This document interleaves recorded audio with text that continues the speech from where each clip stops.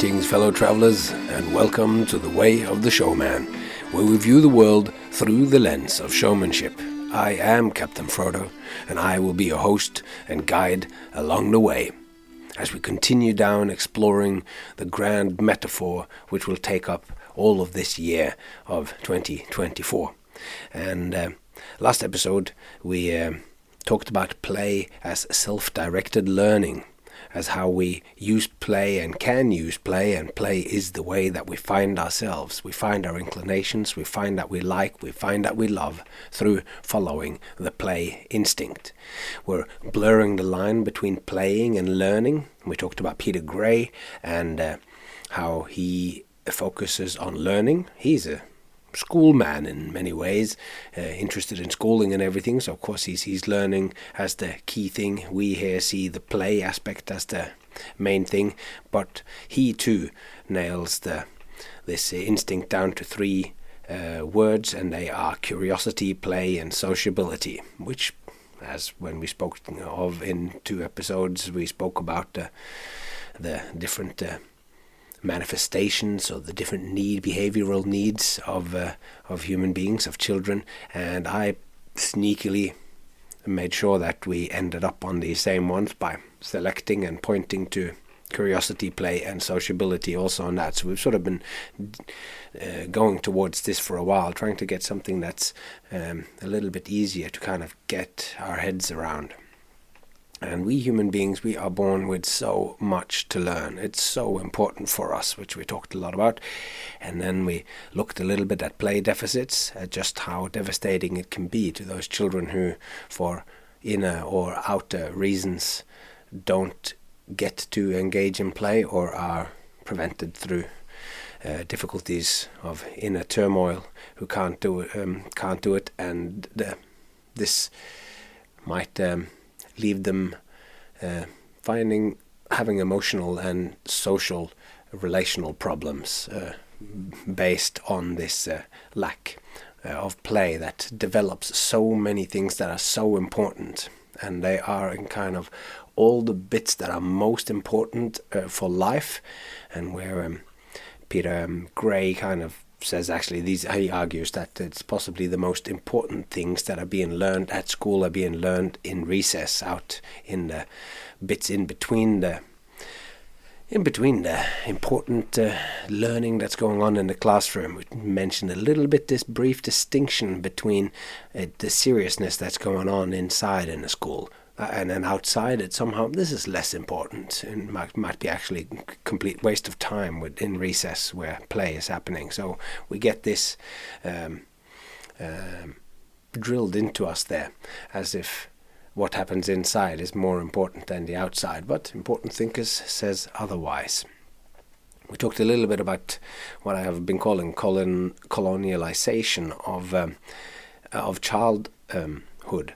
The colonization of childhood, and being the adults are taking over the childhood of children, and the childhood of children, that's butter on flesh, as we say, butter on fat in Norway, gilding the lily.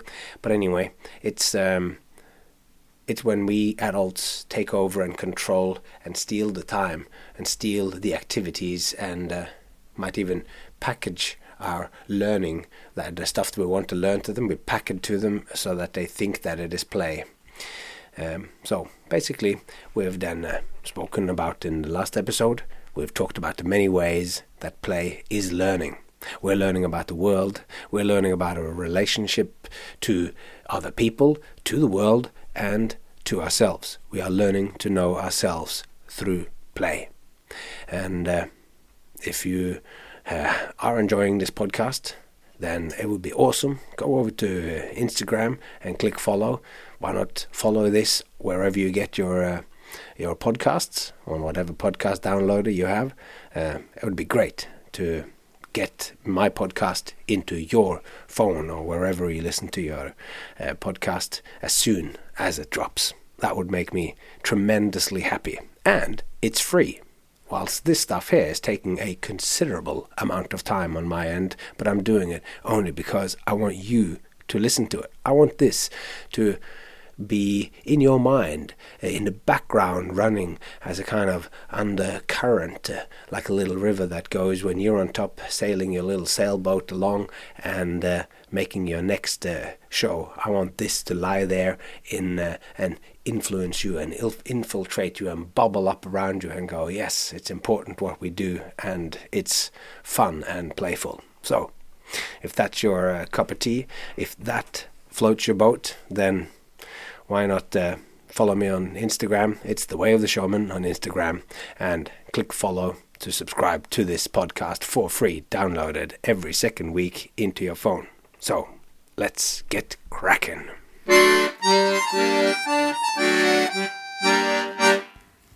In today's episode, we are exploring a mainly sort of biological and evolutionary question. Why are we born so helpless? We come into the world so absolutely helpless. And today's episode will be leading towards something important that we will be talking about in the next episode. So this is in a way a preamble to set the tone up there, but it's also sharing with you some things that kind of blew my mind when I, in the process of becoming a father, explored a few different things. And of course, when my daughter was born and I was there and I cut that umbilical cord, and it were just questions that I have about just how vulnerable and just how much they need us parents to be able to survive. So let's jump into it. Human beings are born unfinished, vulnerable, and unspecified. We are completely and utterly helpless and need the tender care of others to survive. We don't know up or down, we can't feed ourselves, and need closeness and touch to have any chance of survival. If we don't get skin contact, then like skin-to-skin contact, touch and emotional engagement, this deprivation has very eerily similar effects as what we saw in the previous episode in children with play deprivations. Like Catherine Harmon writes in a Scientific American article that, quote, many children who have not had ample physical and emotional attention are at higher risk for behavioral, emotional, and social problems as they grow up, which that's pretty much the same risks and difficulties that we spoke about play deficit. And she goes on to say that the effects of neglect in early childhood can continue to haunt people for the rest of their life. In studies of children from the 1980s, orphanages in Romania, this is of course becoming this school example of these things, their stress hormones, like cortisol, was found to be much higher than normal long after their situations had improved through adoption into loving families. And the elevated levels of cortisol was actually found as long as 10 years after they had been adopted. And it's also been found that the neuropeptide systems that secretes oxytocin and vasopressin, the so-called love hormones, these can be permanently affected, so that you have, and if you don't have oxytocin and vasopressin, it's stuff that can, it's one way that you can be and feel depressed. So this is significant because oxytocin and vasopressin are both critical in the establishment of social bonds and the regulation of emotional behaviors, which, as you might remember from last time, establishing social bonds and the regulation of emotional behaviors, that is also exactly what happens with play. So we're in the same sort of domain here that starts even, there's a particular peculiar almost relation here between the care that we get in the very early infancy and with play. But human babies are completely dependent on being cared for to become well-functioning adults or to survive at all. In and of itself, this need is not so unusual in the animal kingdom, since every species of mammal takes care of their young. Mostly it's the mother who's responsible for the care in about 95% of the species, and the father takes part in the rearing of the offspring in only 5% of the species. So us humans are notably, we are amongst these 5%. There are no mammalian species where the dad alone is responsible for rearing the child, which of course is dictated by the major mammalian adaptation of the mother feeding the young with milk from her mammary glands. That being said, this can and often, or certainly sometimes, happens with adult males and with, formula food for the baby and whatnot. But anyway, that biological adaptation of the milk plays a part in dictating a species' mode of behavior, and through this, a special relationship with, through this rearing, special relationship with other members of their own species. The fact that we can't take care of us, of ourselves, and that they're drinking milk from their mum, and that there is often then also a male around, the father around.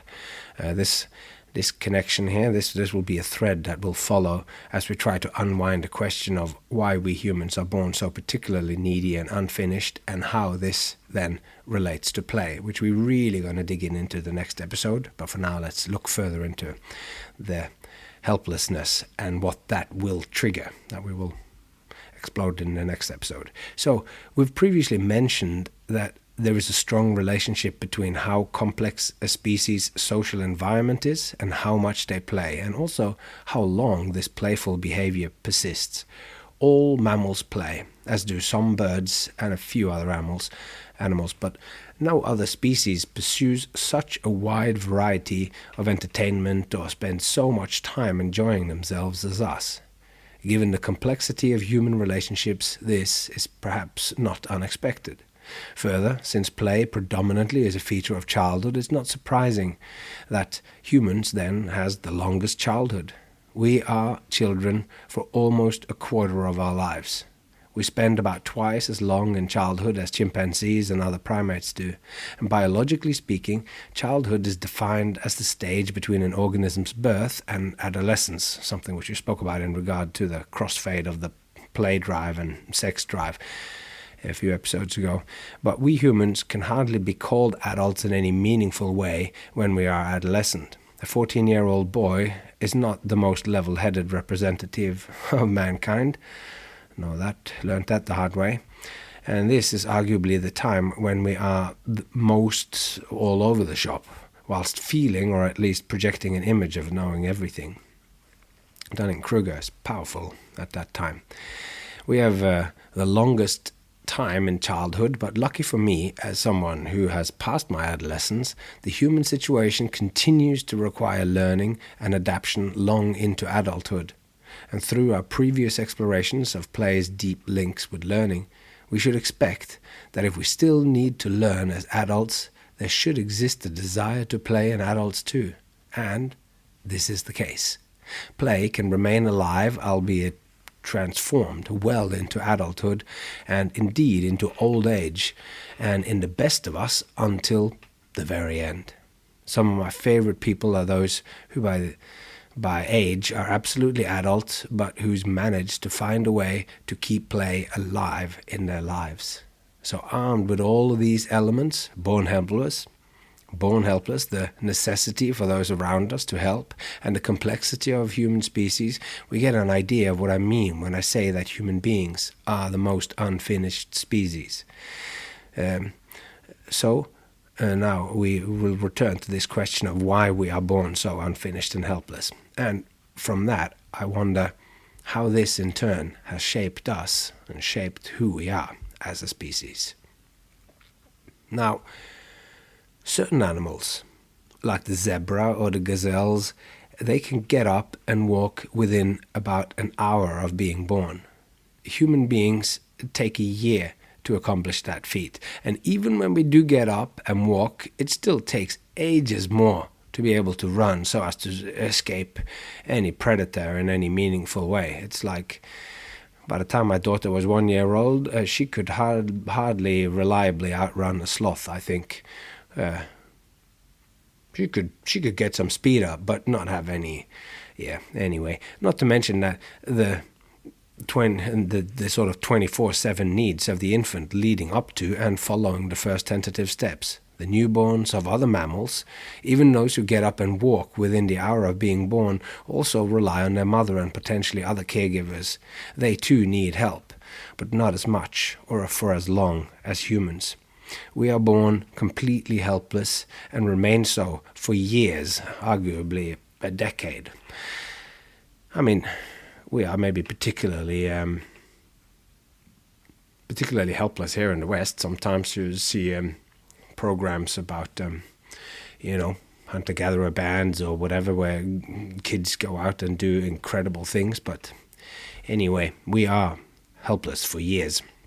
And one thing that makes human infants helpless is that they are born with a brain seriously underdeveloped. This is, by some estimations, a human fetus would need to develop for 18 to 24 months instead of the usual 9 to be born at the cognitive and neurological stage of development that we find in a newborn chimpanzee.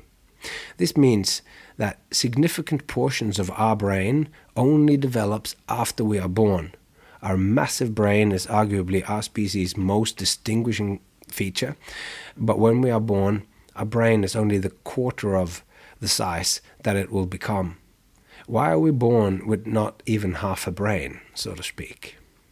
And actually, I got onto the trail of the answer to this when my wife Miranda was pregnant with our daughter, and I learned that the answer lay in the surprising evolutionary relationship between two of the most salient human features, namely walking on 2 legs and our aforementioned exceptionally big heads on our brains. And how these 2 features, walking on 2 legs and having a big brain or a big head, these 2 features in concert in a reciprocal relationship impacted on giving birth.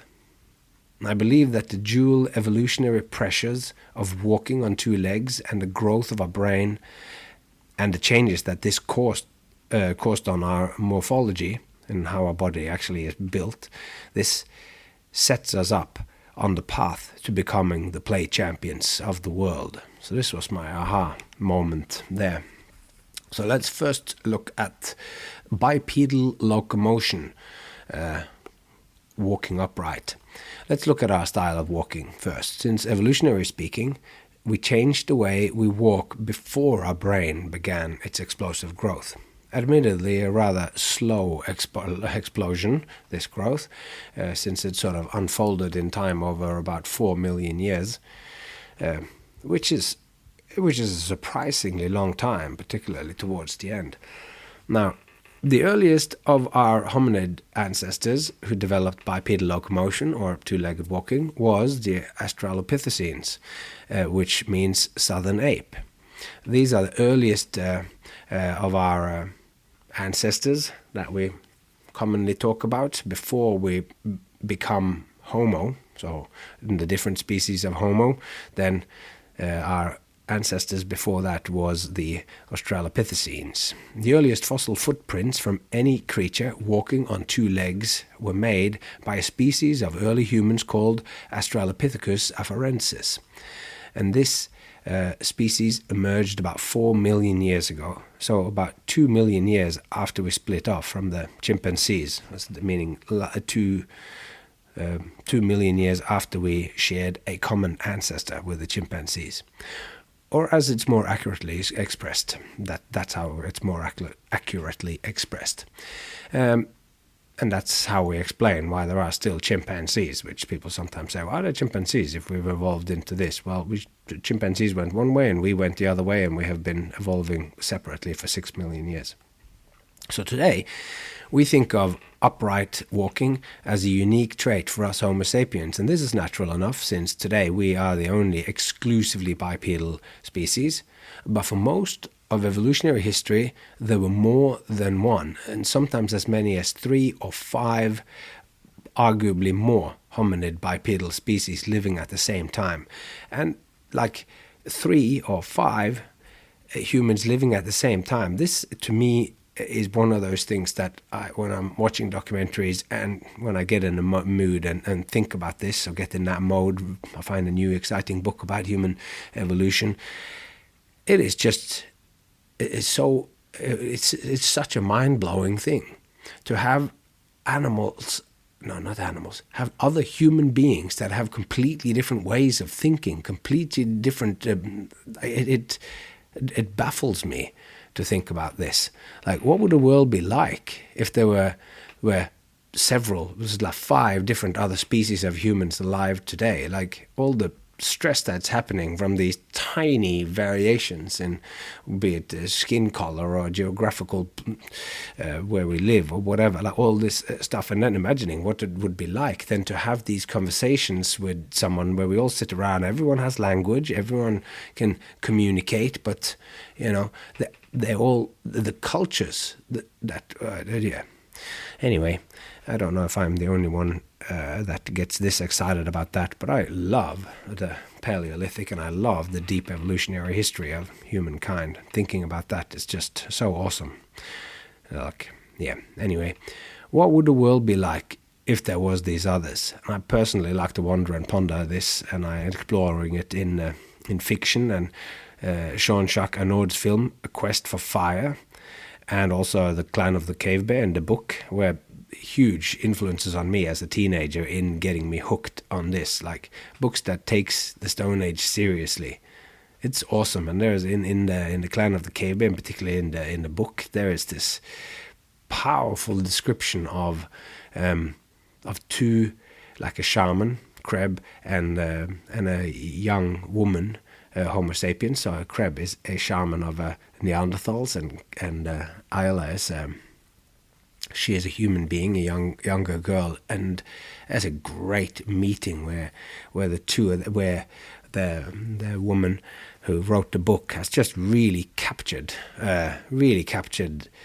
what it would be like to encounter and really have a deep conversation with somebody who has an intelligence and feelings and everything that is deeply related yet functioning in a different way. Like, what would it be like? It's like an alien encounter.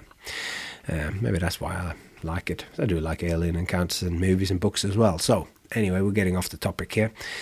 When we hominids straightened up, we could walk great distances, and with our heads up high, we could quite literally gain a better perspective on the world, looking over the tall grasses of the savannah. So standing up means that you can see further. It's something that meerkats, for instance, take advantage of.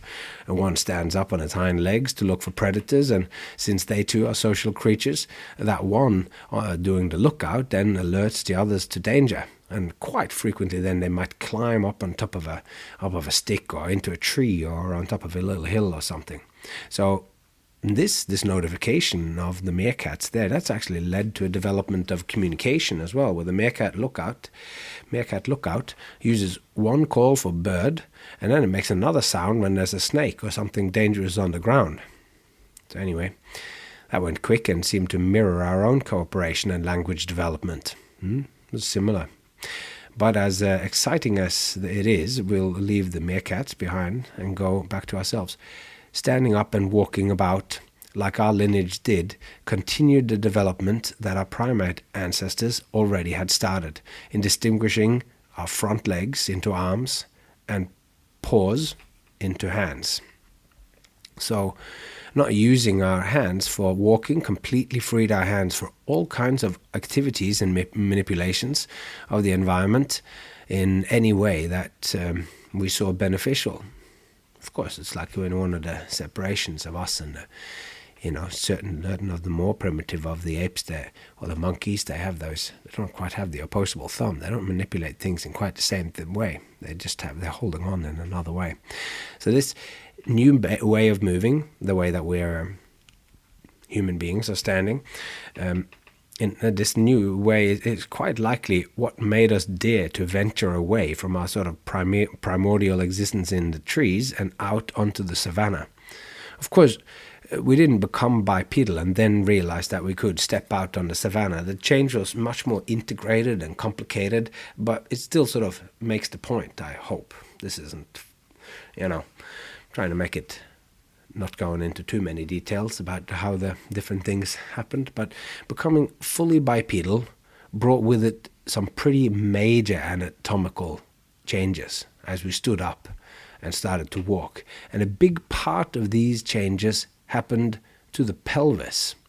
And the answer to why we are so helpless, and from that how we became so playful, will pivot on this large bony structure. The reason for this is that the pelvis is not just crucial for walking, it also plays a central role in childbirth. I mean, we're talking in particular of the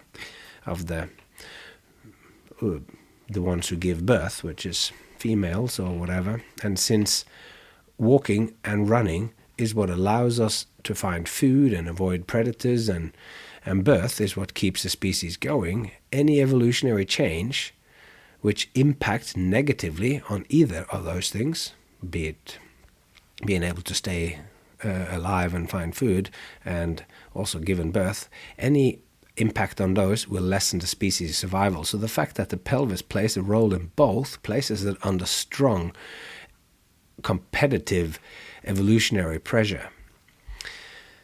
So that was the first of those things that we're going to talk about, the change of the pelvis. Standing up changes it, and the Neanderthals had wider and more what do you call it, narrowing pelvises that were bigger on the top, but they were not like ours. Ours have gone they're even narrower than that. So then the second thing that we're going to look at, which is the part of the reason why we are so helpless, is our big brains. The big brains don't make us helpless, but the second of the anatomical changes so particular to our species is our big heads, or the heads that are made so big because they are housing our big brains. We have the largest brain in proportion to body size of any living creature, apparently. Since we shared our last common ancestor with the chimpanzees 6 million years ago, our brain has quadrupled in size. Along the evolutionary way that led to us hominids, our brain grew steadily. 2 million years after splitting off from the chimpanzees, so about 4 million years ago, the first bipedal species, the aforementioned Australopithecine afarensis, had a brain measuring in at about 450 cubic centimeters, which is 20% larger than a chimpanzee brain. 2 million years after that again, taking us till about 2 million years ago, the first species of the genus Homo, the Homo habilis, or handyman, who uses the first kind of tools, had gone through another spurt of brain growth, giving them a brain which is about 610 cubic centimeters. So, about 200 cubic centimeters larger. And as we continue up the line of our ancestors, we see that through Homo erectus to Homo sapiens heidelbergensis, to us, Homo sapiens sapiens, our brain continued the explosive growth to more than double the size of Homo habilis' brain. And a modern brain is on average 1,350 cubic centimeters, making us quite literally a big-headed species. And of course, since our head is so big, we think that is very important. So now, we looked at the big head and how it grew and grew and grew, quadrupling in size, and that happened, and we had already been starting to walk on two legs, so now we have two different things. We have a very big head and we have very narrow pelvis.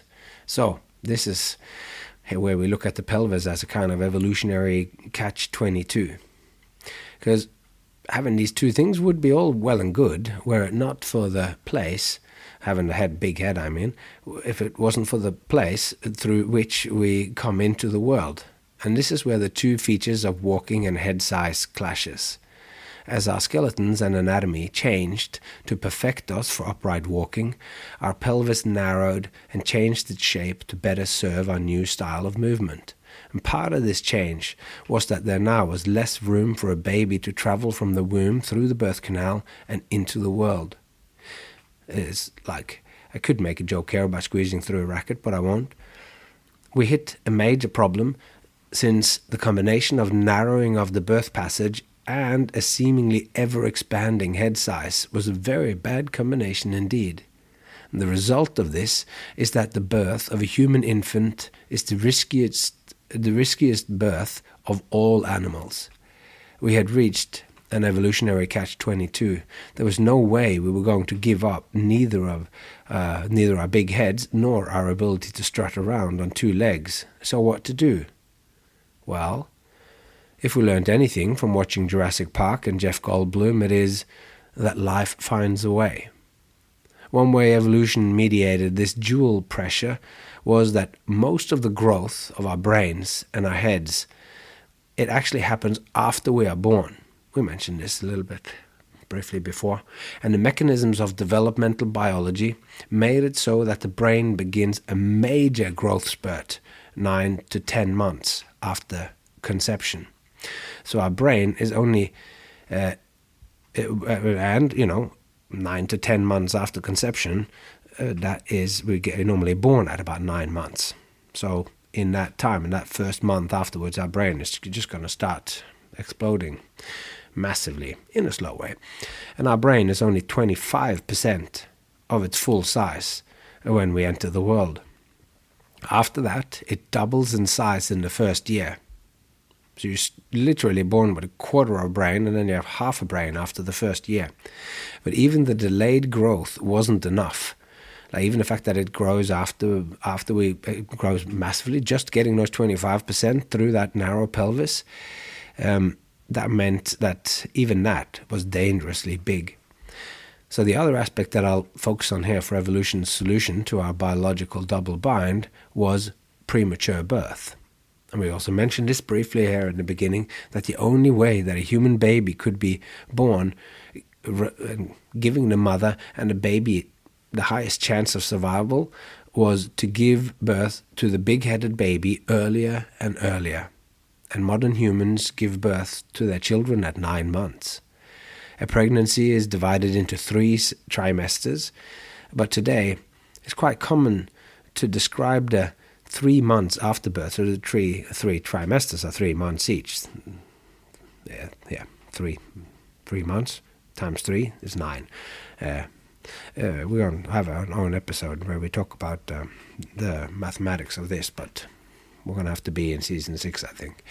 But today, it's quite common to describe the 3 months after birth as the 4th trimester.